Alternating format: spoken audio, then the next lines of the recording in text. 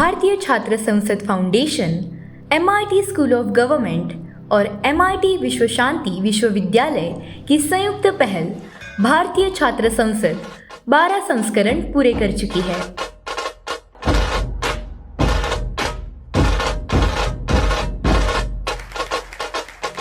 राजनीति में आने से पहले युवाओं को प्रशिक्षित से प्रेरित करने के उद्देश्य से आयोजित इस लोकतंत्र के त्योहार में पूरे देश से आए 12,000 से अधिक छात्र सहभागी हुए।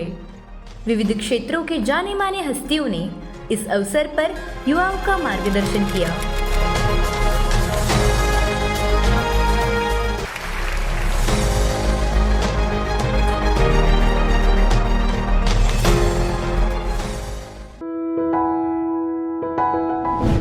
Rahul Karadji has set up this platform under the guidance of his great father, Vishwanath Karadji.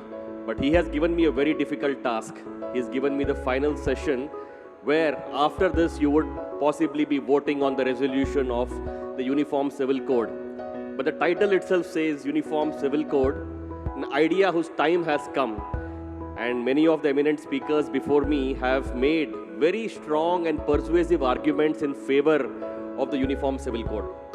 But me being the Vice Chancellor of a university and coming from an academic background, I would want to give you a perspective, possibly not so popular, but which will help you keep a few counter ideas in your mind before you vote on the resolution, right? Because you need to have all different perspectives, and that is the challenge of the public discourse today as well, right?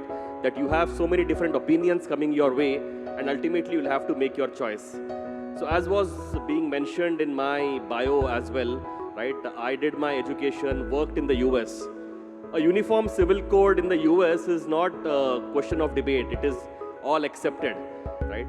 So, but when I decided to come back and serve the motherland in some way, the first thing that anybody recommends that before you go and work for the people is to travel. So though it is mentioned that the Chhatra Sansad is the largest classroom for aspiring politicians, but one classroom that has been true for everyone since possibly time immemorial in this country. If anybody who aspires to serve the people of this country has been recommended to travel. So to travel the length and breadth of this land, this is what Gandhi did, this is what Swami Vivekananda did, this is what even politicians to this day do. They go out on padyatras, they go out on yatras to travel the country, because you'll have to understand the country and its diversity very well. So that is what I did as well when I came back from the US. I traveled across the length and breadth of this country, right from Arunachal to Ladakh, all the way to the south and the west. But one thing that is mind-boggling when you travel this country is the diversity. And we have always keep saying that India is a land which has unity in diversity, right?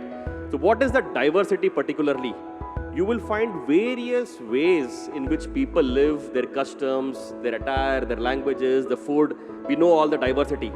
But one very important diversity which is also true and we have to recognize is the way they conduct themselves in their communities. For example, I'll give you an example of, I traveled to Palghar district, which is north of Mumbai here. Very interesting district because it is a tribal district. It comes under the Schedule 5 of the Indian Constitution. So there, now the PESA Act, the Panchayat Extension to Scheduled Areas, that act is being implemented. Very interesting thing there is, they are allowed to follow their own customary laws. Okay, so when I say customary laws, they're tribal population, they don't have codified laws. They have their own customary laws that they follow to resolve their own disputes. And this is true across the country. If you go across the country, they may not have their own customary laws, but many of them use the local panchayats, the village elders, the temple authorities, the mathas. These are the people who are resolving the disputes of the people who are there locally. About 30% of the people in this country, even now if you travel, even in rural areas, first tend to go to their local courts to resolve their disputes. When I say local courts, they're informal community forums where you resolve your disputes. They don't go to the formal courts even though they exist. And this is a question we should all ask ourselves. Why are people going to community courts and why are they not going to the formal courts? This is true because when they go to the local customary courts, they feel culturally more relatable, the justice is faster, it is cheaper, and most importantly, the resolution is made on basis of mediation and reconciliation. They don't want a sense of adversary, right? That I have won, you have lost, and the community divides. So there is a lot of faith being posed in the customary courts or the local community courts that this country has, even though they are not formal and not legal. That is something for us to remember, that even to this day it happens. They don't want to go to the formal courts.